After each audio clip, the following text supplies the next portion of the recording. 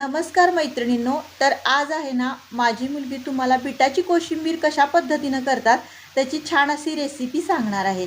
तर तिच्याचकडून आपण ऐकूया ती कशी बिटाची कोशिंबीर करते।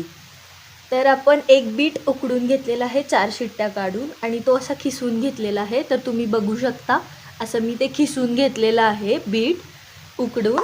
आता मी त्याच्यामध्ये दही घालणार आहे। हे विकतचं दही आहे, हे आंबट नसतं, त्यामुळे आपण आरामात ते वापरू शकतो। तर आपण दही घालून घेऊया। तुमच्या आवडीनुसार तुम्हाला जास्त कसं आवडते त्याच्याप्रमाणे तुम्ही घालू शकता। मी 4 चमचे घातलेले आहे आणि हे आता आपण कालवून घ्यायचं आहे आणि वाटलं तर अजून आपल्याला आपण थोडं घालू शकतो। तर बघू शकता किती छान असा गुलाबी, हलका गुलाबी कलर येतोय।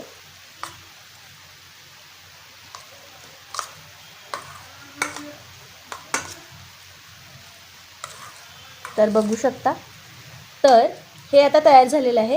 ह्याच्यामध्ये थोडासा चाट मसाला घालूया आता आपण।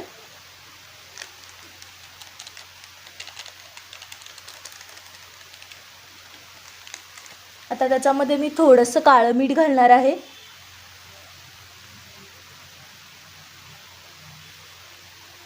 आता आपण हे परत एकदा हलवून घेऊया चांगल्या पद्धतीनं। तर बघू शकता ह्याला किती छान असा कलर आलेला आहे।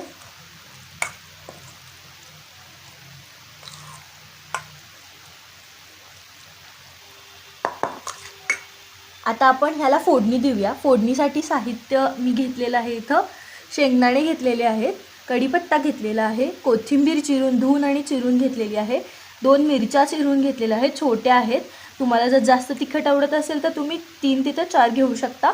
इथे जिरं घेतलेलं आहे, हिंग घेतलेला आहे आणि मोहरी घेतलेली आहे। तर आपण आता ह्याची फोडणी देऊया आणि तर तुम्हाला दाखवते। तर मी छान खरपूस शेंगदाणे भाजलेले आहेत आणि मी त्याची फोडणी दिलेली आहे। तर तुम्ही बघू शकता फोडणी किती छान झालेली आहे। तर आता ह्याच्यावरून मी थोडीशी कोथिंबीर आणि साखर घालणार आहे। साखर सुद्धा मस्त लागते खूप आणि मी कोथिंबीर घालणार आहे। खूप सारी कोथिंबीर घाला, खूप मस्त लागते आणि ही कोशिंबीर खूप हेल्दी आहे, प्रोटीन्स आहे त्याच्यामध्ये खूप जास्त आणि खूप मस्त लागते चवीला सुद्धा, त्यामुळे चव पण कॉम्प्रोमाइज होत नाही।